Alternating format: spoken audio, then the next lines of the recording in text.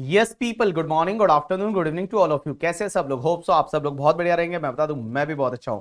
तो बहुत सारे इंटरमीडिएट के बच्चों के डाउट आ रहे थे कि सर फटाफट रिटर्न फाइलिंग का टॉपिक है, उसका रिवीजन लेक्चर अपलोड कर दीजिए। तो ये रहा आपके लिए, आपकी स्क्रीन पे रिटर्न फाइलिंग का रिवीजन लेक्चर। तो सबसे पहला क्वेश्चन ये आता है, एक सेक्शन होती है 139 सबसेक्शन 1, वो ये बोलती है कि इनकम टैक्स रिटर्न किसको फाइल करना रहेगा। जो इनकम टैक्स रिटर्न है वो रिटर्न किसको फाइल करना रहता है? इनकम टैक्स डिपार्टमेंट को।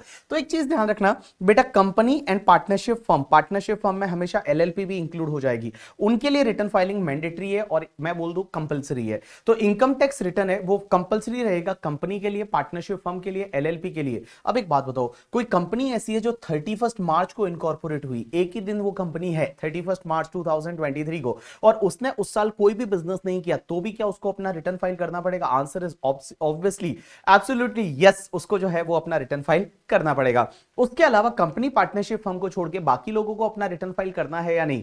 तो बाकी लोगों के लिए आपको क्या करना पड़ेगा? उसको आपको देखना पड़ेगा कि क्या आपका gross total income basic exemption से ज्यादा है या नहीं। और ग्रॉस टोटल इनकम कौन सा लोगे पता है? जो डिडक्शन अंडर चैप्टर 6 से है वो लेने से पहले वाला, एंड उसके साथ साथ में जो 54 सीरीज की आपकी एग्जेम्पशन होती है। और इंटरमीडिएट में 54 सीरीज की एग्जेम्पशन कौन सी होती है? 54, 54B, 54D, 54EC and 54F। तो ये जो एग्जेम्पशन लेने से पहले वाला इनकम जो है, अगर वो बेसिक एग्जेम्पशन से ज्यादा है तो अदर एसएससी को अपना रिटर्न फाइल करना पड़ेगा। तो देखो, कंपनी पार्टनरशिप फर्म के लिए रिटर्न फाइलिंग मैंडेटरी है। अदर एसएससी को रिटर्न तभी फाइल करना पड़ेगा अगर आपका gross total income, but gross total income before claiming the exemption under section 54 की सीरीज जो है वो एग्जेम्पशन लेने से पहले वाला इनकम अगर आपका बेसिक एग्जेम्पशन से ज्यादा है तो आपको रिटर्न फाइल करना पड़ेगा। अब एक और चीज समझना, इसके अलावा कुछ लोग ऐसे और है जिनको अपना रिटर्न फाइल करना पड़ेगा। एक तो अगर कोई पर्सन ऐसा है जो रेजिडेंट इंडिविजुअल है बट वो आर एंड ओ आर है। आर एंड ओ आर का मतलब रेजिडेंट एंड ऑर्डिनरीली रेजिडेंट है, means R but N O R को छोड़ के अगर कोई रेजिडेंट एंड ऑर्डिनरीली रेजिडेंट है, if he is a beneficial owner of any asset located outside India or financial interest in any entity located outside India or a signing authority of any account located outside India, तो beneficial owner को अपना return file करना mandatory है। जैसे मान लो कोई resident and ordinary resident है, India के बाहर उसका फ्लैट है या इंडिया के बाहर की कंपनी का उसके पास शेयर है, इंडिया के बाहर की पार्टनरशिप फर्म में वो पार्टनर है, इसका मतलब वो बेनिफिशियल ओनर है और उसका फाइनेंशियल इंटरेस्ट है। या फिर इंडिया के बाहर के अकाउंट का उसके पास साइनिंग अथॉरिटी है, जैसे स्विस बैंक में उसका अकाउंट है, तो बेनिफिशियल ओनर जो है उसको अपना रिटर्न फाइल करना मैंडेटरी है। दूसरी चीज, अगर आप बेनिफिशियल ओनर नहीं हो but if you are only a beneficiary, आप अगर बेनिफिशियरी हो of any asset located outside India including financial interest in any entity located outside India, तो बेनिफिशियरी को भी अपना रिटर्न फाइल करना पड़ेगा अगर आप रेजिडेंट एंड ऑर्डिनरीली रेजिडेंट हो। लेकिन एक चीज समझना, अगर बेनिफिशियल ओनर अपनी इनकम में इनकम को जोड़ देता है और इंडिया में रिटर्न फाइल कर देता है तो फिर बेनिफिशियरी को अपना रिटर्न फाइल करने की जरूरत नहीं है। अब एक और चीज समझना, मैं आपको 5 चीजें और बता रहा हूं, इनको अपना रिटर्न फाइल करना पड़ेगा। और एक चीज समझना, ये जो 5 पॉइंट है ना, इसमें से आपके एग्जाम में 4 मार्क का क्वेश्चन इस बार आने वाला है। इस बार एग्जाम में या तो आपको एमसीक्यूज में मिलेगा या फिर आपको जो डिस्क्रिप्टिव क्वेश्चन आएगा उसमें 3-4 मार्क का क्वेश्चन है वो यहां से मिलने वाला है। तो और 5 लोग ऐसे हैं जिनको रिटर्न फाइल करना पड़ेगा। कौन कौन? अगर आपका कोई करंट अकाउंट या अकाउंट्स है, मींस एक करंट अकाउंट या एक से ज्यादा करंट अकाउंट्स है और उसमें जो पूरे साल में मिला के जो डिपॉजिट हुआ है ना, that deposit is more than 1 crore rupees. यहां पे deposit more than 1 crore rupees लिखा हुआ है, more than 1 crore rupees deposit हुआ है तो आपको रिटर्न फाइल करना पड़ेगा। या फिर आपके पास सेविंग अकाउंट या सेविंग अकाउंट्स है और उसमें जो डिपॉजिट हुआ है वो 50 लाख रुपीज और मोर हुआ है तो आपको रिटर्न फाइल करना मैंडेटरी है। तो देखो, अगर करंट अकाउंट या अकाउंट्स में मोर देन 1 करोड़ डिपॉजिट हुआ है, सेविंग बैंक अकाउंट या अकाउंट्स में आपका 50 लाख रुपीज और मोर डिपॉजिट हुआ है तो आपको रिटर्न फाइल करना पड़ेगा। एक चीज यहां पे ध्यान देना, हाँ, करंट अकाउंट में वर्ड यूज हुआ है more than 1 crore, means exactly 1 crore है, रिटर्न फाइल नहीं करना। बट सेविंग अकाउंट्स में वर्ड यूज हुआ है 50 लाख रुपीज और मोर, मींस एग्जैक्टली 50 लाख है तो भी रिटर्न फाइल करना पड़ेगा in case of the saving bank accounts. तो देखो, मैंने क्या बोला, in case of the current account more than 1 crore deposit हुआ है आपको रिटर्न फाइल करना पड़ेगा। In case of saving bank account और अकाउंट 50 लाख रुपीज और मोर का डिपॉजिट हुआ है आपको रिटर्न फाइल करना पड़ेगा। डिपॉजिट का मतलब क्या? सिर्फ कैश डिपॉजिट से? Answer is no, cash deposit नहीं है, यहां पे चेक डिपॉजिट, एनईएफटी, आरटीजीएस वगैरह है, वो जितने भी टाइप्स के डिपॉजिट है वो सब डिपॉजिट इसमें कवर हो जाएंगे। उसके बाद में दूसरा पॉइंट ये बोलता है कि अगर आप फॉरेन ट्रेवल पे एक्सपेंडिचर कर रहे हो खुद के लिए या किसी और पर्सन के लिए, और वो फॉरेन ट्रेवल पे एक्सपेंडिचर किया वो मोर देन 2 लाख रुपीज है, मींस एक्सीडिंग 2 लाख रुपीज है, आपको रिटर्न फाइल करना पड़ेगा। या फिर आपका जो इलेक्ट्रिसिटी बिल है वो इलेक्ट्रिसिटी एक्सपेंडिचर पूरे साल का मिला के मोर देन 1 लाख रुपीज है, आपको रिटर्न फाइल करना पड़ेगा। या फिर अगर आप बिजनेस करते हैं और आपका बिजनेस का turnover more than 60 lakh rupees है, तब आपको रिटर्न फाइल करना पड़ेगा। या प्रोफेशन के केस में आपका ग्रॉस रिसिट है वो मोर देन 10 लाख रुपीज है, तब आपको रिटर्न फाइल करना पड़ेगा। उसके बाद में लास्ट पॉइंट ये बोलता है कि करंट प्रीवियस ईयर में, प्रीवियस ईयर 22-23 में आपका जो टीडीएस कटा है या जो टीसीएस कलेक्ट हुआ है, वो टीडीएस या टीसीएस जो डिडक्ट हुआ है, कलेक्ट हुआ है, वो 25,000 रुपीज और मोर है, तब आपको रिटर्न फाइल करना पड़ेगा। और सीनियर सिटीजन के केस में ये लिमिट 50,000 रुपीज हो जाएगी, मींस 50,000 रुपीज और मोर है, तब आपको रिटर्न फाइल करना पड़ेगा। तो ये 5 पॉइंट है, आपको अच्छे से याद रखने हैं, एग्जाम में आने वाला है, ठीक है। तो देखिए मैंने क्या बोला, 5 लोग ऐसे और है जिनको रिटर्न फाइल करना पड़ेगा। पहला कौन? अगर आपका करंट अकाउंट और अकाउंट्स में जो डिपॉजिट हुआ है वो डिपॉजिट आपका 1 करोड़ से ज्यादा है, आपको रिटर्न फाइल करना पड़ेगा। सेविंग अकाउंट में 50 लाख रुपीज और मोर है, रिटर्न फाइल करना पड़ेगा। अगर आपने फॉरेन ट्रेवल पे more than 2 lakh rupees spend किया, आपको रिटर्न फाइल करना पड़ेगा। इलेक्ट्रिसिटी एक्सपेंडिचर आपका मोर देन 1 लाख है, तब आपको रिटर्न फाइल करना पड़ेगा। बिजनेस के केस में आपका टर्नओवर 60 लाख से ज्यादा है, तो आपको रिटर्न फाइल करना पड़ेगा। और प्रोफेशन के केस में ग्रॉस रिसिट 10 लाख से ज्यादा है, तो आपको रिटर्न फाइल करना पड़ेगा। और अगर आपका टीडीएस टीसीएस डिडक्ट या कलेक्ट हुआ है वो 25,000 और मोर है, तो रिटर्न फाइल करना पड़ेगा। सीनियर सिटीजन के केस में ये लिमिट 50,000 की हो जाएगी। अब एक बात बताइए, रिटर्न फाइलिंग का ड्यू डेट क्या है? तो रिटर्न फाइलिंग की ड्यू डेट में आप ऐसे याद रखेंगे कि जो कैप वाले लोग हैं, CAP, सी का मतलब होता है कंपनी, ए का मतलब होता है person required to audit their books of accounts under income tax act और under any other law. A का मतलब आप ऑडिट पार्टी के नाम से याद रख सकते हैं। और पी का मतलब होता है partner of the partnership firm and partnership firm accounts are required to be audit. तो देखो 3 लोग हैं कैप, कैप में सी का मतलब होता है कंपनी, ए का मतलब होता है ऑडिट पार्टी और पी का मतलब होता है partner of the firm and firm account are required to be audited. इनके लिए रिटर्न फाइलिंग की ड्यू डेट होती है 31 October of assessment year, October of assessment year, 31 October of assessment year. उसके बाद जिस पे ट्रांसफर प्राइसिंग लगता है, ट्रांसफर प्राइसिंग आपके सीए फाइनल में आएगा, ट्रांसफर प्राइसिंग लगता है उनके लिए 30 नवंबर ऑफ असेसमेंट ईयर, और बाकी जितने भी लोग बचेंगे उनके लिए आपका 31 July of the assessment year है, ये उसके रिटर्न फाइलिंग की ड्यू डेट रहती है। अब एक और चीज समझना, यहां पे क्या होता है, अगर कोई पार्टनर है, वो पार्टनर के रिटर्न फाइलिंग की ड्यू डेट है, वो मान लो 31 अक्टूबर है या 30 नवंबर है, तो उस पर्टिकुलर केस में क्या होगा, यहां पे जो 3 स्टेट है उन स्टेट का नाम है that is the Goa, Dadra and Nagar Haveli, Daman and Diu. वहां पे जो लोग रहते हैं ना, उसमें से बहुत सारे लोग ऐसे हैं जिस पे पोर्चुगीज लॉ एप्लीकेबल होता है, और जिस पे पोर्चुगीज सिविल कोड 1860 है वो एप्लीकेबल होता है। और अगर वो लॉ फॉलो करता है ना, तो उस लॉ में क्या बोला हुआ है पता है, कि जो भी हस्बैंड की इनकम होगी वो वाइफ में इक्वली बांटी जाएगी, वाइफ की इनकम है वो हस्बैंड में इक्वली बांटी जाएगी, सैलरी इनकम को छोड़ के। तो सैलरी इनकम को छोड़ के बाकी जो भी इनकम होती है वो हस्बैंड वाइफ में इक्वली बांटी जाती है। उस लॉ को जो फॉलो करते हैं पोर्चुगीज लोग, वो रहते इंडिया में ही है, इंडिया के ही लोग है करके, ठीक है। बट अगर पोर्चुगीज सिविल कोड को अगर ये फॉलो करते हैं तो उसमें क्या होता है, इनकम इक्वली डिवाइड होती है। तो उसमें अगर कोई पार्टनर है और पार्टनर की ड्यू डेट 31 अक्टूबर या 30 नवंबर है, तो उसके स्पाउस की ड्यू डेट है वो भी 31 अक्टूबर या 30 नवंबर हो जाएगी करके। चलिए उसके बाद एक सेक्शन होती है 139(1)(c), वो ये बोलती है कि हमारी सेंट्रल गवर्नमेंट के पास ये पावर है कि सेंट्रल गवर्नमेंट चाहे तो कुछ लोगों को रिटर्न फाइल करने से एग्जेम्प्ट कर सकती है नोटिफिकेशन निकाल के करके, ठीक है। चलिए उसके बाद एक सेक्शन आती है 139(3). 139(3) क्या बोलती है, लॉस रिटर्न की बात करती है। क्वेश्चन ये आता है कि अगर मान लो किसी को लॉस हो जाता है तो भी क्या रिटर्न फाइल करना पड़ेगा? Answer is yes. क्यों रिटर्न फाइल करना पड़ेगा?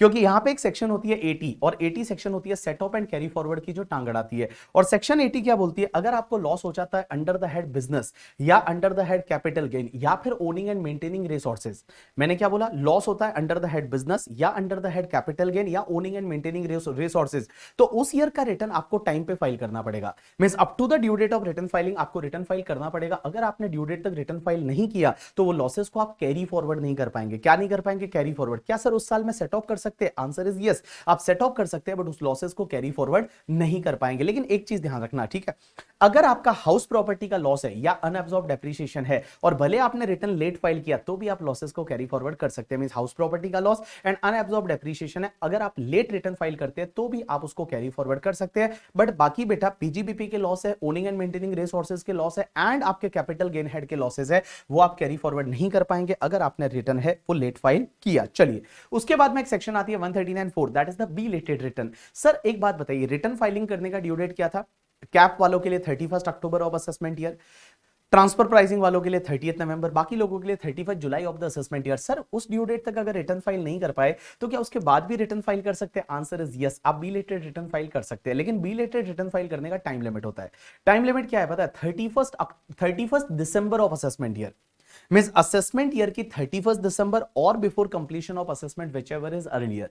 31 दिसंबर ऑफ असेसमेंट ईयर का मतलब ये हुआ कि असेसमेंट ईयर एंड होने से एटलीस्ट 3 महीने पहले, असेसमेंट ईयर एंड होने के 3 महीने पहले तक आप रिटर्न फाइल बी डेटेड कर सकते हो। That is 31 December of assessment year और before completion of assessment whichever is earlier. तो इन सिंपल वर्ड में आपको बताऊं, अगर आपका रिटर्न फाइलिंग का ड्यू डेट 31 जुलाई था तो उसके बाद में आपको अगस्त, सितंबर, अक्टूबर, नवंबर, दिसंबर 5 मंथ का टाइम मिला। अगर आपका 31 अक्टूबर था तो आपको 2 मंथ का टाइम मिला, और 30 नवंबर था तो आपको 1 महीने का टाइम मिला। इतना टाइम आपको बी लेटेड रिटर्न फाइल करने के लिए मिलता है। लेकिन अगर आप बी लेटेड रिटर्न फाइल करते हो ना, तो आपके साथ क्या हो सकता है? एक तो आपके पीजीपीपी के लॉस, कैपिटल गेन हेड के loss, owning and maintaining resources के लॉसेज है, वो आप कैरी फॉरवर्ड नहीं कर सकते। दूसरा, सीए फाइनल में आप पढ़ोगे इनकम बेस्ड डिडक्शन। जैसे आपने इनकम बेस्ड डिडक्शन यहां पे पढ़ा होगा, 80 double J double A, 80 क्यूक्यूबी, 80 RRB, जो ये डिडक्शन होते हैं, इन डिडक्शन का बेनिफिट नहीं मिलेगा अगर आप लेट रिटर्न फाइल करते हो। उसके बाद जितना आप लेट रिटर्न फाइल करोगे ना, तो उसका 234 ए का इंटरेस्ट लगना चालू हो जाता है। जैसे ही आपकी रिटर्न फाइलिंग की ड्यू डेट चली जाती है तो उस पर 234 ए का इंटरेस्ट लगता है 1% पर मंथ और पार्ट ऑफ द मंथ की रेट से। और एक और चीज समझना, अगर आप लेट रिटर्न फाइल करते हो और आपका जो रिटर्न फाइल करना वो रिक्वायर्ड था, तो आपको 5000 रुपीज का फीस लगता है अंडर सेक्शन 234F। बट अगर आपका नेट टैक्सेबल इनकम 5 लाख से ज्यादा नहीं है तो ये फीस आपका 1000 रुपीज हो जाएगा। उसके बाद नेक्स्ट सेक्शन पे चलते हैं, 139.5, that is related to the revise return. Revise return क्या होता है कि सर अगर मान लो हमने रिटर्न फाइल नहीं की, रिटर्न फाइल जो है वो हमने किया था, रिटर्न फाइल किया था आइदर 139(1) में या 139(3) में या 139(4) में, अगर उसमें कुछ मिस्टेक हो जाती है, ओमिशन हो जाता है, तो क्या उसको रिवाइज कर सकते हैं? आंसर इज यस, बिल्कुल आप रिवाइज कर सकते हैं। लेकिन रिवाइज रिटर्न का टाइम लिमिट क्या होता है? वही जो बिलेटेड रिटर्न का टाइम लिमिट है, that is 31 December of assessment year और before completion of assessment whichever is earlier. अब एक और बात समझना, जितनी बार आप चाहो उतनी बार रिवाइज कर सकते हैं, सुबह उठते टाइम करके, ठीक है, ब्रेकफास्ट करते टाइम, आफ्टरनून में जो है वो आफ्टरनून में लंच करते टाइम, शाम को जो है खाना खाने के बाद में, और अगर मान लो रात को वो रिप्लाई नहीं कर रही है तो उस टाइम भी आप रिटर्न को रिवाइज कर सकते हैं। जितनी भी बार चाहो आप रिवाइज कर सकते हैं, बट उस टाइम लिमिट के अंदर अंदर, that is 31 December of assessment year. अब एक और चीज समझना सर, एक कॉन्सेप्ट आता है 139(9), that is the defective return. Defective return क्या होता है कि अगर मान लो आपने कोई रिटर्न फाइल किया था, लेकिन वो रिटर्न है वो प्रिस्क्राइब फॉर्म में फाइल नहीं किया, या उस पे जो एनेक्चर वगैरह फिल करने थे वो एनेक्चर आपने फिल नहीं किए, या फिर टैक्स ऑडिट रिपोर्ट लगानी थी वो आपने लगाई नहीं, या फिर जो टैक्सेस का प्रूफ आपको लगाना पड़ता है वो प्रूफ आपने नहीं लगाया, तो इनकम टैक्स डिपार्टमेंट आपके रिटर्न को डिफेक्टिव मान सकता है। ऐसा बोल सकता है कि रिटर्न डिफेक्टिव है, आपको बोला जाएगा इस डिफेक्ट को सुधार के लेके आओ, और सुधारने के लिए टाइम दिया जाएगा नॉर्मली 15 डेज का। अगर आप एक्सटेंडेड टाइम चाहते हो तो आपको एक्सटेंडेड टाइम भी मिल सकता है। लेकिन एक चीज समझना, जो आपका ओरिजिनल टाइम है और एक्सटेंडेड टाइम है वो दोनों मिला के कभी भी आपका जो वो टाइम है, वो ओरिजिनल टाइम और एक्सटेंडेड टाइम है, वो जो मिला के और भैया वो टाइम देंगे, उसके अंदर अंदर आपको जो है वो रेक्टिफाई करना पड़ेगा। अगर आप उस डिफेक्ट को रेक्टिफाई नहीं करते हो तो उस पर्टिकुलर केस में आपका रिटर्न वॉइड एब इनिशियो माना जाएगा, मींस इनवैलिड माना जाएगा। और इनवैलिड का मतलब होता है जैसे रिटर्न फाइल किया ही नहीं है करके, ठीक है। चलिए, उसके बाद एक सेक्शन आती है 140, that is verification of return, या जिसको पहले साइनिंग ऑफ रिटर्न बोला जाता था। वेरिफिकेशन ऑफ रिटर्न का मतलब होता है कि कोई भी रिटर्न को वेरीफाई कौन करेगा, साइन कौन करेगा अल्टीमेटली। जैसे मान लो मेरा रिटर्न है, इंडिविजुअल का रिटर्न इंडिविजुअल खुद ही साइन करेगा। बट अगर इंडिविजुअल इंडिया में नहीं है, या इंडिविजुअल जो है वो मेंटली डिस्टर्ब है, तो उस पर्टिकुलर केस में कोई भी पर्सन जो उसके बिहाफ पे कॉम्पिटेंट है वेरीफाई करने के लिए, वो कर सकता है। एचयूएफ का रिटर्न है वो कर्ता वेरीफाई करेगा, बट कर्ता इंडिया में नहीं है, कर्ता जो है वो भी मेंटली डिस्टर्ब है, तो उस केस में कोई भी मेंबर कर सकता है, बट वो एडल्ट होना चाहिए, मींस माइनर मेंबर नहीं हो सकता। उसके बाद पार्टनरशिप फर्म का जो भी रिटर्न रहेगा वो मैनेजिंग पार्टनर वेरीफाई करेगा। अगर मैनेजिंग पार्टनर नहीं है तो कोई भी दूसरा पार्टनर कर सकता है जो कि माइनर नहीं होना चाहिए। उसके बाद एलएलपी का रिटर्न है वो कौन वेरीफाई करेगा? जो भी डेजिग्नेटेड पार्टनर रहेगा एलएलपी का वो करेगा। बट अगर मान लो वहां पे डेजिग्नेटेड पार्टनर है ही नहीं, if there is no designated partner, तो उस पर्टिकुलर केस में कोई भी पार्टनर कर सकता है, या फिर एनी अदर पर्सन जो गवर्नमेंट प्रिस्क्राइब करेगी वो भी कर सकता है। कंपनी के केस में कौन करेगा? मैनेजिंग डायरेक्टर करेगा। बट अगर मैनेजिंग डायरेक्टर नहीं है तो कोई भी दूसरा डायरेक्टर कर सकता है, या कोई पर्सन गवर्नमेंट प्रिस्क्राइब करेगी वो कर सकता है। उसके बाद में कंपनी अगर लिक्विडेशन में तो लिक्विडेटर कर सकता है।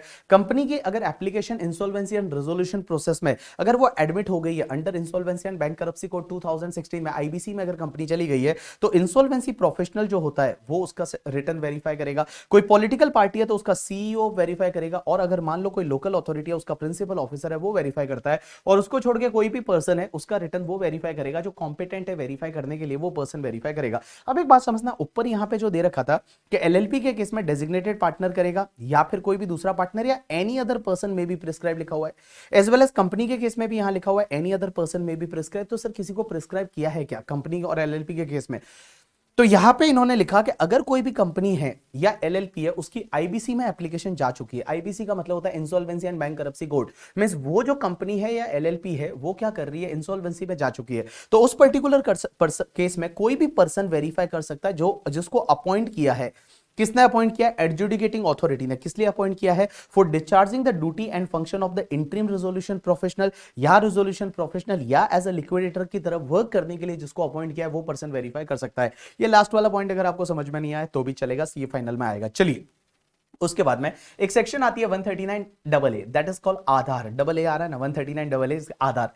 अब लॉ मेकर्स ये बोलते हैं कि अगर बेटा आप 1 जुलाई 2017 या उसके बाद में कोई भी आप पैन कार्ड के लिए अप्लाई करोगे या कोई भी आप इनकम टैक्स रिटर्न फाइल करोगे तो उसमें आपको आधार नंबर लगाना पड़ेगा।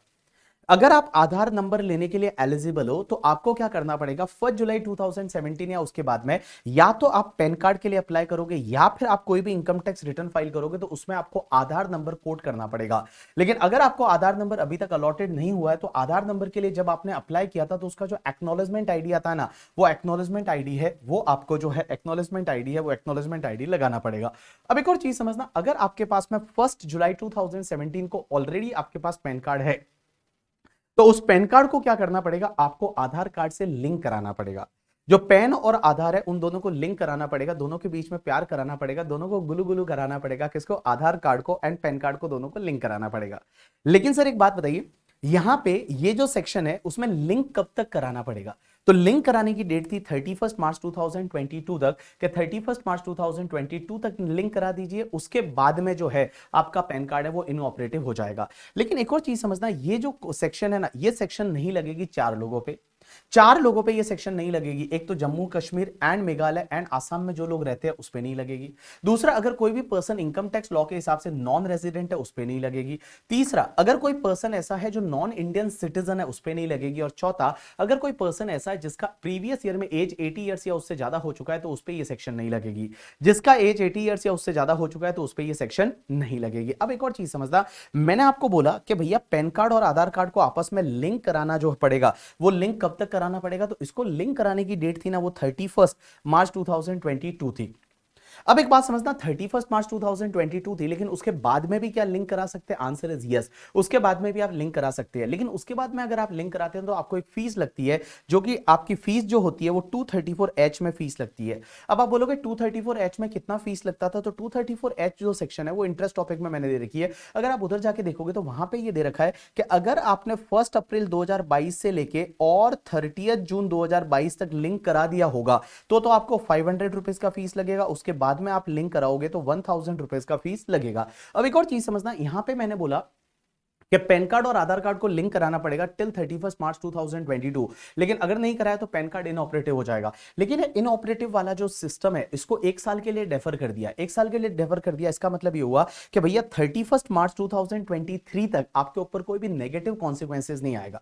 आपके ऊपर कोई भी नेगेटिव कॉन्सिक्वेंसेज नहीं आएगा। इसका मतलब ये हुआ कि देखो इनऑपरेटिव तो पैन कार्ड हो जाएगा, बट आपके ऊपर जो नेगेटिव कॉन्सिक्वेंसेज आएगा वो 1 अप्रैल 2023 से आएगा। उसके बाद में नेक्स्ट सेक्शन आती है पैन नंबर। क्वेश्चन ये आता है, सर पैन कार्ड के लिए किस किस को अप्लाई करना पड़ता है? आप लोगों के पास पैन कार्ड है, मेरे पास भी पैन कार्ड है, लेकिन पैन कार्ड किस किस को अप्लाई करना मैंडेटरी है? तो सबसे पहली चीज तो ये कि अगर कोई भी पर्सन ऐसा है जिसकी खुद की इनकम या किसी और की इनकम जो उसके हाथ में क्लब हो रही है वो दोनों मिला के अगर 2,50,000 से ज्यादा है, मींस बेसिक एग्जेम्पशन से ज्यादा है, तो उसको क्या करना पड़ेगा? पैन कार्ड के लिए अप्लाई करना पड़ेगा। तो जिसका कोई भी टोटल इनकम है वो टोटल इनकम बेसिक एग्जेम्पशन से ज्यादा है तो पैन कार्ड के लिए अप्लाई करना पड़ेगा। लेकिन कब तक अप्लाई करना पड़ेगा पता है? 31 May of the assessment year. जैसे ही प्रीवियस ईयर कंप्लीट हो गया 31 May of the assessment year तक आप पैन कार्ड के लिए अप्लाई कर लीजिए। दूसरा, अगर कोई पर्सन ऐसा है जिसका बिजनेस करता है या प्रोफेशन करता है और जिसका टर्नओवर प्रीवियस ईयर में 5 लाख रुपीस से ज्यादा हो जाता है, जिसका टर्नओवर है वो 5 लाख रुपीज से ज्यादा हो जाता है तो उसको पैन कार्ड के लिए अप्लाई करना पड़ेगा। कब तक करना पड़ेगा? Before the end of that previous year, वो प्रीवियस ईयर के एंड तक ही करना पड़ेगा। उसके बाद जितने भी एनजीओज रहते हैं, ट्रस्ट होते हैं, चैरिटेबल रिलीजियस ट्रस्ट, जो एनजीओज होते हैं उसको उसी साल में पैन कार्ड के लिए अप्लाई करना पड़ेगा। तो जिस ईयर में वो एनजीओ बना उस ईयर के एंड से पहले पहले पैन कार्ड के लिए अप्लाई करना पड़ेगा। उसके बाद में फोर्थ नंबर पॉइंट ये बोलता है कि अगर कोई भी पर्सन जो रेजिडेंट है, इंडिविजुअल को छोड़ के अगर कोई भी पर्सन है वो क्या करता है, फाइनेंशियल ईयर में फाइनेंशियल ट्रांजैक्शन में एंटर करता है जो 2,50,000 या उससे ज्यादा है, तो 2,50,000 या उससे ज्यादा का कोई फाइनेंशियल ट्रांजैक्शन है अगर उसमें एंटर करता है तो उसको क्या करना पड़ेगा, असेसमेंट ईयर में 31 मई से पहले पहले उसको रिटर्न 31 मई से पहले पहले उसको पैन कार्ड के लिए अप्लाई करना पड़ेगा। तो मैंने क्या बोला कि अगर कोई भी पर्सन है, रेजिडेंट पर्सन है और इंडिविजुअल को छोड़ के वो क्या करता है, फाइनेंशियल ट्रांजैक्शन में एंटर करता है। फाइनेंशियल ट्रांजैक्शन का मतलब सेल परचेज वगैरह जो है वो सब फाइनेंशियल ट्रांजैक्शन में आता है। फाइनेंशियल ट्रांजैक्शन के लिए अप्लाई एंटर करता है, वो 2,50,000 या उससे ज्यादा है प्रीवियस ईयर में, तो उसको क्या करना पड़ेगा, 31 May of the assessment year तक क्या करना पड़ेगा, पैन कार्ड के लिए अप्लाई करना पड़ेगा। अब एक बात समझना, इस पॉइंट में अगर मान लो company, partnership firm, AOP, BOI वगैरह आया तो उस कंपनी के जो डायरेक्टर होते हैं, उस कंपनी के जो पार्टनर रहेंगे, उस कंपनी का जो क्या बोलते हैं एमडी रहेगा, उस पार्टनरशिप फर्म के लिए जो क्या बोलते हैं पार्टनरशिप फर्म के जो पार्टनर रहेंगे उन सबको भी अपना जो है वो पैन कार्ड के लिए अप्लाई करना पड़ेगा till 31 May of the assessment year. तो अभी तक मैंने आपको बताया 5 लोगों को अप्लाई करना पड़ेगा। सबसे पहला, अगर आपका इनकम है वो बेसिक एग्जामिशन से ज्यादा हो जाता है तो आपको क्या करना पड़ेगा, असेसमेंट ईयर में 31 मई से पहले पहले पैन कार्ड के लिए अप्लाई कर दो। दूसरा, अगर आप बिजनेस करते हो या प्रोफेशन करते हो और आपका ग्रॉस रिसीट या टर्नओवर है वो 5 लाख रुपए से ज्यादा हो जाता है, आपको उस ईयर के एंड तक ही क्या करना पड़ेगा, पैन कार्ड के लिए अप्लाई करना पड़ेगा। तीसरा, चैरिटेबल रिलीजियस जो ट्रस्ट होते हैं, एनजीओज होते हैं, उनको पैन कार्ड के लिए अप्लाई करना पड़ेगा टिल 31 मार्च ओनली। और उसके बाद में अगर कोई भी रेजिडेंट पर्सन है, इंडिविजुअल को छोड़ के, जो फाइनेंशियल ट्रांजेक्शन में एंटर कर रहा है और फाइनेंशियल ट्रांजेक्शन में एंटर कर रहा है पूरे साल के फाइनेंशियल ट्रांजेक्शन 2,50,000 या उससे ज्यादा हो जाता है तो उसको पैन कार्ड के लिए अप्लाई करना पड़ेगा till 31 May of the assessment year. और उसके जितने भी पार्टनर रहेंगे, जितने भी मैनेजिंग डायरेक्टर रहेंगे, जितने भी सीईओ रहेंगे, करता रहेंगे, उनको भी क्या करना पड़ेगा, पैन कार्ड के लिए अप्लाई करना पड़ेगा till 31 May of the assessment year. अब एक बात समझना, यहां पे एक अमेंडमेंट आया और ये अमेंडमेंट ये बोलता है कि अगर कोई भी पर्सन है जो क्या कर रहा है, उसके पास में कोई भी अकाउंट है और वो अकाउंट में कैश डिपॉजिट कर रहा है aggregating 20 lakh rupees or more in the financial year in one or more account with the bank or cooperative bank, means 20 lakh rupees या उससे ज्यादा का कैश डिपॉजिट हो रहा है इस किसी के अकाउंट में, या फिर कैश विड्रॉ हो रहा है 20 lakh rupees or more in a financial year in one or more account with the bank or cooperative bank, या फिर क्या हो रहा है, आपका ओपनिंग अ करंट अकाउंट, आप करंट अकाउंट खोल रहे हो या कैश क्रेडिट अकाउंट खोल रहे हो बैंक या कोऑपरेटिव बैंक के लिए, तो आपको ये ट्रांजैक्शन करने से एटलीस्ट 7 डेज पहले है वो पैन कार्ड के लिए अप्लाई करना पड़ेगा। तो देखो मैंने क्या बोला कि अगर मान लो आपके पास कोई बैंक अकाउंट या अकाउंट है, उसमें क्या हो रहा है, कैश डिपॉजिट जो हो रहा है वो डिपॉजिट हो रहा है पूरे साल में मिला के, अगर 20 लाख रुपए या उससे ज्यादा डिपॉजिट हुआ, या फिर 20 लाख रुपए या उससे ज्यादा का कैश विड्रॉ होता है, या फिर अगर मान लो आप जो है वो करंट अकाउंट खोल रहे हो, कैश क्रेडिट अकाउंट खोल रहे हो, तो आपको ये ट्रांजैक्शन करने से एटलीस्ट 7 दिन पहले है वो पैन कार्ड के लिए अप्लाई करना पड़ेगा। अब एक और चीज समझना, आपके पास जो पैन कार्ड होता है ना वो कुछ ट्रांजैक्शन में आपको लगाना पड़ेगा। Means if you wish to enter into this transaction ना, तो आपको पैन कार्ड लगाना पड़ेगा। सबसे पहला कहां, अगर आप कोई भी मोटर व्हीकल का सेल और परचेज करते हो टू व्हीलर को छोड़ के, तो टू व्हीलर को छोड़ के अगर आप कोई भी मोटर व्हीकल है उसका सेल या परचेज करते हैं तो ऑल ट्रांजैक्शन में आपको अपना पैन कार्ड लगाना पड़ेगा। दूसरा, अगर आप कोई भी बैंक अकाउंट खोलते हैं, मींस बेसिक सेविंग अकाउंट को छोड़ के, जो बेसिक सेविंग अकाउंट होता है जनधन अकाउंट वगैरह, उसको छोड़ के एंड एफडी अकाउंट को छोड़ के करके, ठीक है, अगर आप कोई भी बैंक अकाउंट खोलते हैं तो ऑल सच ट्रांजैक्शन में आपको पैन कार्ड है वो लगाना पड़ेगा। उसके बाद में अगर मान लो आप किसी भी बैंक के साथ में क्रेडिट कार्ड या डेबिट कार्ड के लिए अप्लाई करते हैं, बैंक के साथ में या किसी भी क्रेडिट कार्ड कंपनी के साथ में आप डेबिट कार्ड या क्रेडिट कार्ड के लिए अप्लाई करते हैं, आपको पैन कार्ड लगाना पड़ेगा। या फिर आप डीमेट अकाउंट खोलते हैं, जैसे आप शेयर मार्केट में ट्रेड करना चाहते हैं, आप डीमेट अकाउंट खोलते हैं, तो डीमेट के लिए आपको पैन कार्ड अपना लगाना मैंडेटरी है। उसके बाद में किसी भी होटल का या रेस्टोरेंट का आप जो बिल पेमेंट कर रहे हैं और वो बिल का अमाउंट कैश में 50,000 से ज्यादा का कैश में पेमेंट कर रहे हैं, तो आपको पैन कार्ड देना पड़ेगा। अगर आप रेस्टोरेंट या फिर होटल का कोई बिल पे कर रहे हो 50,000 से ज्यादा का है और आप कैश में पे कर रहे हैं, तो आपको अपना पैन कार्ड है वो देना पड़ेगा। या फिर आप क्या कर रहे हैं, कोई भी फॉरेन कंट्री घूमने जा रहे हो और वहां पे फॉरेन करेंसी वगैरह आप खरीद रहे हैं, फॉरेन कंट्री घूमने जाते हैं उसमें फॉरेन करेंसी वगैरह खरीद रहे हैं और उसके लिए आप क्या करते हैं, कैश में 50,000 से ज्यादा का पेमेंट करते हैं, तो आपको पैन कार्ड देना पड़ेगा। या फिर आप म्यूचुअल फंड परचेज कर रहे हैं, म्यूचुअल फंड परचेज कर रहे हैं और वो 50,000 रुपीज से ज्यादा, यहां कैश नहीं है, यहां पे कैश नहीं है, आप अगर बैंक से भी म्यूचुअल फंड 50,000 से ज्यादा का परचेज करते हैं, आपको पैन कार्ड देना पड़ेगा। या फिर आप क्या करते हैं, किसी भी कंपनी के डिबेंचर या बॉन्ड्स खरीद रहे हैं, या फिर आप आरबीआई के बॉन्ड्स खरीद रहे हैं जो 50,000 रुपीज से ज्यादा का खरीद रहे हैं, तो आपको अपना पैन कार्ड देना पड़ेगा। या किसी भी बैंक में, कोऑपरेटिव बैंक में या पोस्ट ऑफिस में सिंगल टाइम पे, सिंगल डे में मान लो आप 50,000 से ज्यादा का कैश डिपॉजिट कराने जाते हैं, तो आपको पैन कार्ड देना पड़ेगा। या फिर आप क्या करते हैं, बैंक ड्राफ्ट या पे ऑर्डर बनाते हैं 50,000 रुपए से ज्यादा का कैश में इन अ डे, एक ही दिन में 50,000 से ज्यादा का कैश में अगर आप पे ऑर्डर बनाते हैं, बैंक ड्राफ्ट बनाते हैं, तो आपको जो है वो क्या करना पड़ेगा, पैन कार्ड देना पड़ेगा। या फिर आप क्या करते हैं, एफडी कराते हैं। एफडी किसके साथ में कराते हैं, या तो बैंकिंग कंपनी के साथ में, कोऑपरेटिव बैंक के साथ में, पोस्ट ऑफिस के साथ में, निधि कंपनी के साथ में, या एनबीएफसी कंपनी के साथ में।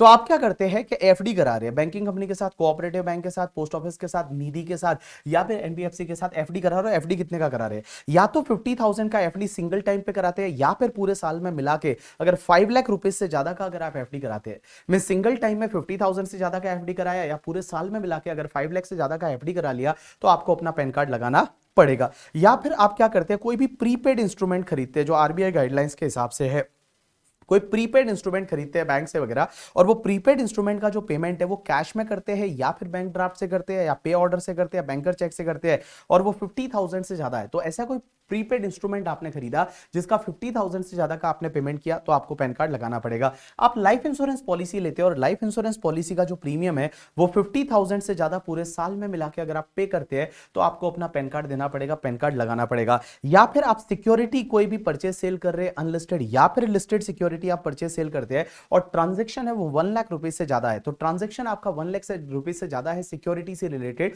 या तो अनलिस्टेड सिक्योरिटी या फिर लिस्टेड सिक्योरिटी आप अगर परचेज सेल कर रहे हैं, तो उस पर्टिकुलर केस में अगर 1 लाख से ज्यादा का ट्रांजैक्शन है, तो आपको पैन कार्ड लगाना पड़ेगा। एंड दूसरी चीज, अगर आप कोई भी इमूवेबल प्रॉपर्टी है उसका सेल या परचेज करते हैं और इमूवेबल प्रॉपर्टी का जो अमाउंट है वो 10 लाख रुपए से ज्यादा है, या तो कंसिडरेशन 10 लाख से ज्यादा है या स्टैम्प ड्यूटी वैल्यू है वो 10 लाख से ज्यादा है, दोनों में से एक भी चीज अगर 10 लाख से ज्यादा है, तो आपको अपना पैन कार्ड लगाना पड़ेगा। और उसके बाद में कोई भी सेल या परचेज का आप ट्रांजैक्शन कर रहे हैं जो कि पर ट्रांजैक्शन 2 लाख से ज्यादा है, कोई भी सेल परचेज का ट्रांजैक्शन करते हैं गुड्स का या सर्विस का, और वो 2 लाख से ज्यादा का ट्रांजैक्शन है, तो आपको पैन कार्ड लगाना पड़ेगा। लेकिन एक चीज समझना, ये जितने भी ट्रांजैक्शन उसमें माइनर चाइल्ड ट्रांजैक्शन कर सकता है उसके पेरेंट्स का पैन कार्ड लगा के, मींस माइनर चाइल्ड को खुद का पैन कार्ड बनाने की जरूरत नहीं, अगर उसका पैन कार्ड नहीं है तो उसके पेरेंट्स में से किसी का भी पैन कार्ड लगा के और माइनर चाइल्ड है ये ट्रांजैक्शन कर सकता है। एक कॉन्सेप्ट आता है that is the pan and Aadhaar interchangeable. ये पैन एंड आधार इंटरचेंजेबल क्या है, लॉ मेकर्स ये बोलते हैं कि अगर मान लो आपने पैन कार्ड और आधार कार्ड को दोनों को जो है वो गुलू गुलू करा लिया है, मींस दोनों को लिंक करा लिया है, पैन और आधार दोनों लिंक हो गए,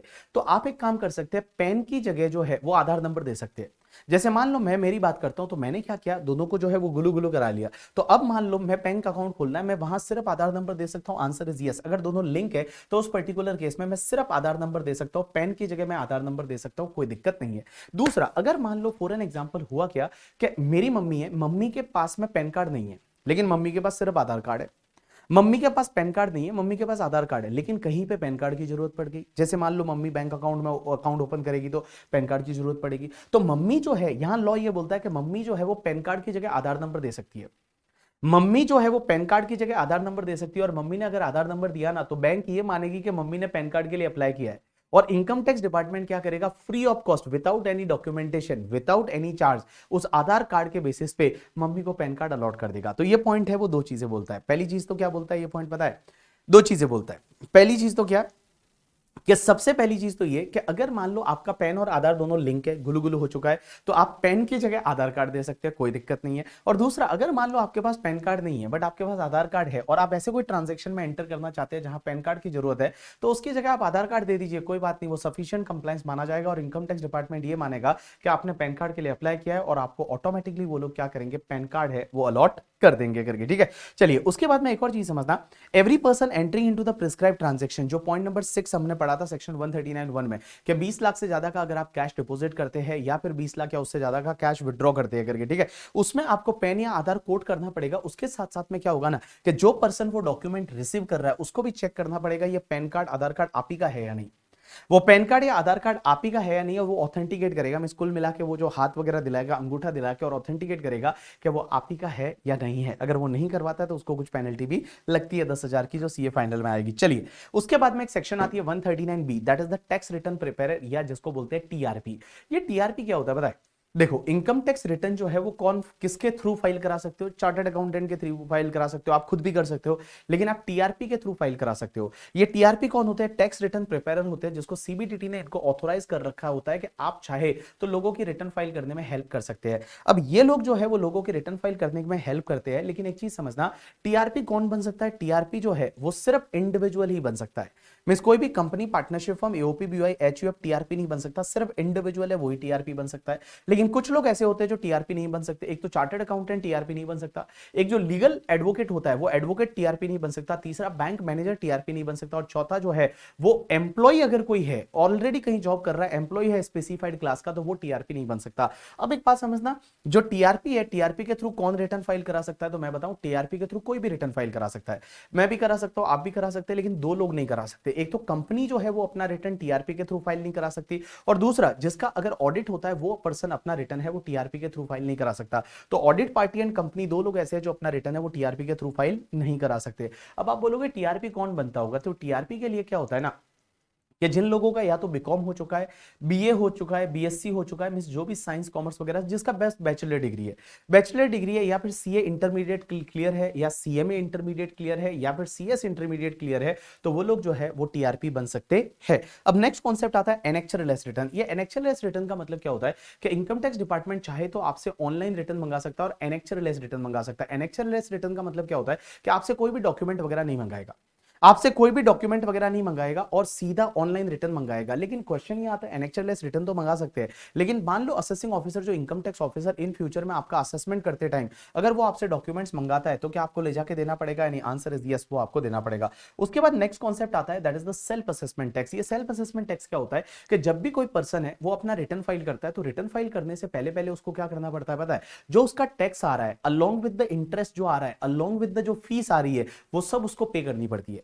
मिस टैक्स इंटरेस्ट फीस है after taking obviously credit of TDS, TCS, AMT credit and all, वो सब क्रेडिट लेने के बाद जो है आपको जो बैलेंस टैक्स बचेगा, इंटरेस्ट बचेगा और आपको फीस बचेगा, वो आपको पे करना पड़ेगा। अगर आपका शॉर्ट पेमेंट हो जाता है, कम पेमेंट होता है, तो पहला एडजस्ट होता है फीस से, दूसरा एडजस्ट होता है टैक्स से, और तीसरा एडजस्ट होता है टैक्स से। तीसरा, पहला फीस से, दूसरा इंटरेस्ट से, और तीसरा है वो टैक्स से एडजस्ट होता है करके। ठीक है, चलिए उसके बाद में लास्ट सेक्शन 139(8)(a), और मैं बता दूं एग्जाम में इसका क्वेश्चन आपको मिल सकता है। एग्जाम में आपको इसका क्वेश्चन मिल सकता है या एमसीक्यू मिल सकता है। ये नई सेक्शन आई है इसी साल से, बाय फाइनेंस एक्ट 2022 से आई है, और ये 1 अप्रैल 2022 से लग रहा है। That is called your updated return. अब क्वेश्चन ये आता है कि सर अपडेटेड रिटर्न का मतलब क्या? देखो, आप रिटर्न फाइल कर सकते थे 139(1) में, 139(4) में आप क्या कर सकते थे? बिलेटेड रिटर्न फाइल कर सकते हैं, 139(5) में आप रिवाइज रिटर्न कर सकते हैं। लेकिन एक बात बताओ, 139(4) और 139(5) का टाइम लिमिट क्या है? 31 December of assessment year. 31 December of assessment year में, असेसमेंट ईयर के 31 दिसंबर तक ही तो आप फाइल कर सकते थे बिलेटेड रिटर्न और रिवाइज रिटर्न। अब एक कॉन्सेप्ट आया अपडेटेड रिटर्न। अपडेटेड रिटर्न क्या बोलता है बताए? कि जो असेसमेंट ईयर आपका कंप्लीट हो गया ना, वो असेसमेंट ईयर के बाद में 24 मंथ तक आप रिटर्न और फाइल कर सकते हो। मींस जैसे ही आपका असेसमेंट ईयर कंप्लीट हुआ, फॉर एन एग्जांपल मैं यहां पे लेता हूं कि जैसे फॉर एन एग्जांपल आपका जो प्रीवियस ईयर है, वो प्रीवियस ईयर एग्जांपल के लिए ले लेता हूं 21-22 लास्ट ईयर का प्रीवियस ईयर था। उसके बाद में आपका असेसमेंट ईयर है, वो असेसमेंट ईयर आपका 22-23 हुआ। असेसमेंट ईयर एंड हो गया 31 मार्च 2023। बेटा उसके 2 साल के बाद के अंदर अंदर में स्टिल 31 मार्च 2025 तक आप अपना रिटर्न फाइल कर सकते हो under section 139(8)(a), that is called your updated return. अब एक बात समझना, अपडेटेड रिटर्न कौन फाइल कर सकता है? जैसे मान लो असेसमेंट ईयर 22-23 का जो है वो आप अपडेटेड रिटर्न 31 मार्च 2025 तक फाइल कर सकते हो। असेसमेंट ईयर के बाद में भी 2 साल तक आप अपडेटेड रिटर्न फाइल कर सकते हो। लेकिन एक चीज समझना, अपडेटेड रिटर्न कौन फाइल कर सकता है पता है? भले आपने पहले रिटर्न फाइल किया था या नहीं किया, उससे कोई फर्क नहीं पड़ता।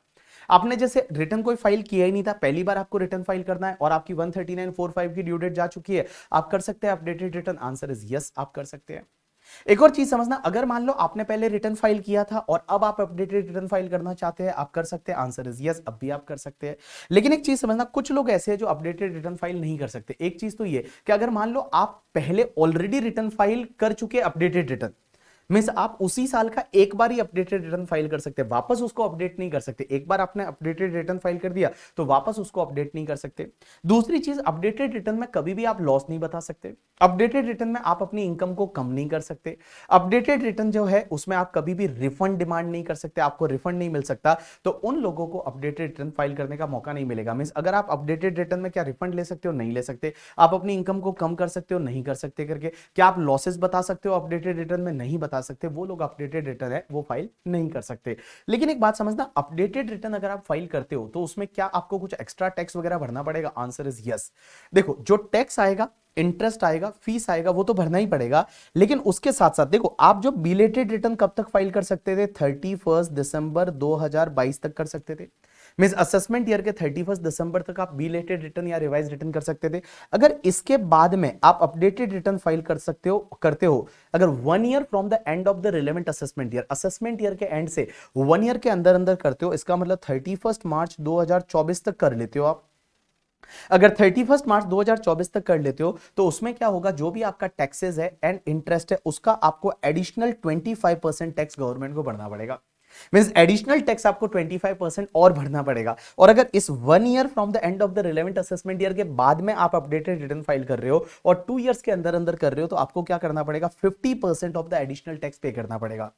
50% ऑफ द एडिशनल टैक्स है वो आपको पे करना पड़ेगा। अब एक चीज समझना, मैंने जो यहां पे काट रखा है वो आपको भी काटना है। सीए इंटरमीडिएट में ये नहीं है तो आप इसको कट कर लीजिएगा। जो जो मैंने काट रखा है उसको आपको कट करना है, ठीक है। चलिए अब अपन एक काम करते हैं, सीधा इस क्वेश्चन पे चलते हैं। और ये क्वेश्चन आपके एग्जाम में हो सकता है एज इट इज आपको एग्जाम में मिल जाए। तो इस क्वेश्चन को ध्यान दीजिए। Mister X would like to furnish his updated return for the assessment year 21-22। 21-22 assessment year का उसको अपडेटेड रिटर्न फाइल करना है। तो एक बात बताओ, असेसमेंट ईयर 21-22 का कब तक कर सकता है? 31 मार्च 2024 तक कर सकता है। अगर 31 मार्च 2023 तक किया तो उस पर्टिकुलर केस में उसका 25% एडिशनल टैक्स पे करना पड़ेगा। और अगर 31 मार्च 2023 के बाद बट 31 मार्च 2024 तक कर लिया तो उसको क्या करना पड़ेगा? 50% ऑफ एडिशनल टैक्स पे करना पड़ेगा। तो in case he furnishes updated return of income, he would be liable to pay the tax 2,50,000 towards the tax and 35,000 towards the interest after adjusting the tax and interest paid at the time of filing of the earlier return। अब हो क्या रहा है, updated return में उसका जो normal tax आ रहा है वो 250 आ रहा है, उस पे इंटरेस्ट है वो 35 आ रहा है। तो एक बात बताइए, नॉर्मल उसका जो टैक्स आ रहा है 250 प्लस 35 मींस 285 आ रहा है। अब हुआ क्या, You are required to examine whether Mr. X can file the updated return or not। सबसे पहले 31 मार्च 2023 को फाइल करना चाहता है, क्या वो अपडेटेड रिटर्न फाइल कर सकता है? आंसर इज यस, बिकॉज ये ईयर कंप्लीट होगा 31 मार्च 2022 को, तो यहाँ पे 31 मार्च 2023 तक कर रहा है। आंसर इज यस, कर सकता है, बट उसको 25% एडिशनल टैक्स पे करना पड़ेगा। मींस ये 2,85,000 तो पे करना पड़ेगा ही, उस पे 50% आप करोगे तो 1,42,500 का उसको एडिशनल टैक्स पे करना पड़ेगा। दूसरा, क्या वो 28 फेब 2024 तक कर सकता है? आंसर इज यस, बिकॉज 31 मार्च 2024 तक कर रहा है। अगर वो ऐसा करता है तो उसको क्या करना पड़ेगा कि जो भी उसका 2,50,000 प्लस 2,50,000 प्लस उसका 35,000 इट्स कम्स टू द 285, इसका 50% उसको एडिशनल टैक्स पे करना पड़ेगा। देखो, पहले वाले में 25% एडिशनल टैक्स पे करना पड़ेगा और उसके बाद में दूसरे वाले में आपको क्या करना पड़ेगा? 50% है वो एडिशनल टैक्स है वो पे करना पड़ेगा। और तीसरा क्वेश्चन आपसे ये पूछा है कि क्या वो 31 मई 2024 को कर सकता है? आंसर इज नो, 31 मई 2024 को वो अपडेटेड रिटर्न फाइल नहीं कर सकता है। अब अगर आप आंसर देखोगे तो आपको इजीली समझ में आएगा। पहले वाले केस में वो कर सकता है बट उसको 25% है वो 2,85,000 का पे करना पड़ेगा करके, ठीक है। दूसरे केस में उसको 50% है वो पे करना पड़ेगा और तीसरे केस में तो वो अपडेटेड रिटर्न फाइल ही नहीं कर सकता है करके, ठीक है। सो this is the completion of your return filing and self assessment वाला टॉपिक जो है सीए इंटरमीडिएट वालों के लिए। 4 मार्क का क्वेश्चन आपको इस टॉपिक से मिलेगा, मिनिमम 4 मार्क्स तो आएगा ही आएगा। हो सकता है कभी 6 मार्क का क्वेश्चन भी आपको एग्जाम में मिल सकता है और जो लास्ट वाला क्वेश्चन है उसमें ये इसका पार्ट आपको मिलता है। बड़ा इजी क्वेश्चन आता है, सिंपल सा, 2-3 मिनट में आप कंप्लीट कर सकते हो और 4 मार्क्स आपको मिल सकते हैं। और एमसीक्यूज में भी बहुत बार आता है। अब एक बात बताओ, आपके एग्जाम के लिए ज्यादा टाइम बचा नहीं है। जिस दिन मैं ये लेक्चर रिकॉर्ड कर रहा हूं उसके बाद से अगर मैं काउंट करूं और अगर आप फर्स्ट ग्रुप दे रहे हो तो आपके एग्जाम के लिए 25 डेज बचा है। ओनली 25 डेज ऐसे हाथ से निकल जाएगा करके, ठीक है। मैं तो आपसे ये रिक्वेस्ट करूंगा कि this is the time where you have to perform well, you have to give 100% for your study करके, ठीक है। लाइफ में मैं बताऊं सब मजे करने को मौका मिलेगा, लेकिन हर चीज का एक टाइम होता है कि आपको मौका कब चाहिए, मतलब कब आपको मौका जो मिलेगा उसको कब यूटिलाइज करना है। अभी ये मौका मिला है पढ़ने को लेके, तो आपको पढ़ाई पे ध्यान देना है। जब आप पास हो जाएंगे उसके बाद आपको पार्टी भी करनी है, मजे करने हैं। मैं हमेशा बोलता हूँ लाइफ में हर चीज करो, लेकिन हर चीज करने का एक टाइम होता है, एक उसका लाइक टाइम लिमिट होती है। उस पर्टिकुलर टाइम में ही आपको वो चीजें करनी चाहिए। So this is my request from all of you कि just focus to your study. ये 25 डेज है ना, लाइफ में ढंग से पढ़ाई कर लो। आप ऐसे जी लो ना, ऑब्वियसली कोई नहीं चाहेगा ऐसे जीना, बिकॉज आप मेहनत कर रहे हो, बहुत ज्यादा मेहनत करनी पड़ेगी। बहुत बार ऐसा होगा कि लाइक आपको ऐसा बहुत बुरा भी फील हो रहा होगा, बहुत सारे लोग पार्टी कर रहे होंगे, कहीं बाहर गए होंगे, बट अपन जो है वो पढ़ाई कर रहे होंगे उस छोटे रूम में बैठे होंगे जहाँ पे आप पढ़ रहे हो। बट मैं बताऊं, अगर आपने ये टाइम अच्छे से यूटिलाइज कर लिया ना, ये 25 डेज है वो आपने ढंग से यूटिलाइज कर दिए, तो आने वाले जो आपके 25 ईयर्स है वो आपके सफल हो जाएंगे, और उसमें जो जो आप डिजायर रिजल्ट चाहते हो वो आपको मिलेगा। और मैं बता दूं, इस बार एग्जाम देने के बाद है ना, आप अपने आप से ये बोल पाओ कि यार मैं इतना ही कर सकता था, इससे ज्यादा मैं नहीं कर सकता था। और अगर आप ये बोल पाए अपने आप से कि मैं इतना ही कर सकता था, इतने से ज्यादा नहीं कर सकता था, मैं बता दूं इस दुनिया की कोई भी ताकत ऐसी नहीं है जो आपको फेल कर सकती है। So it's my request to all of you, just give 100% for your study. आप जितना कर सकते हो उतना आप कर लीजिए करके, ठीक है। दे दीजिए इस बार 100% दे दीजिए आप, इंशाअल्लाह जो है वो आप इजीली क्रैक कर पाएंगे। टेंशन बिल्कुल भी ना लीजिए, अच्छे से पढ़ाई करिए, खुश रह के पढ़ाई करिए, मोटिवेट रहिए अपने आप को। थोड़ा ऐसे है ना, मोटिवेशन फील करिए, अपने आप को ट्रीट दीजिए छोटी छोटी। जब भी आपका कुछ टॉपिक कंप्लीट हो जाता है, अपने आप को एक चॉकलेट गिफ्ट किया करिए, या फिर ऐसा करिए कि चलो मैं आईपीएल में आज 2 ओवर देखूंगा। जब अगर आपका टॉपिक पूरा चल हो गया, आपका जो है वो सिलेबस कंप्लीट हुआ, और आप अपने आप को ऐसे बोल सकते हैं। और लेकिन आप अगर आईपीएल में 2 ही ओवर देख रहे हो तो 2 ही ओवर देखना है, कि मैं 2 ओवर से ज्यादा नहीं देखूंगा, 2 ओवर मैं देखूंगा करके, ठीक है। या फिर धोनी बैटिंग करने आएगा तब मैं 2 ओवर देखूंगा, और वो तभी देखूंगा जब मेरा सिलेबस कंप्लीट हो जाएगा। तो आप अपने आप को ऐसा कीप मोटिवेट करते रहिए, अपने आप को मोटिवेट करते रहिए। ये लास्ट लेक्चर था आप लोगों के लिए। अब मैं मिलने वाला हूँ आपको सीए फाइनल में, तो फटाफट सीए इंटरमीडिएट क्लियर कर लीजिए, और सीए फाइनल में आओगे तभी मैं आपसे मिलूंगा, उससे पहले मैं नहीं मिलूंगा। So it is your motivation for all of you. मेहनत कर लीजिए यार, यही तो टाइम है, इसके बाद ये टाइम वापस नहीं आने वाला। और अपन मिलने वाले हैं सीए फाइनल में। सीए फाइनल में इनकम टैक्स बहुत ज़्यादा इंटरेस्टिंग है, आपको बहुत मजा आएगा जब अपन सीए फाइनल में मिलेंगे। Thanks a lot people, that's enough for today from my side.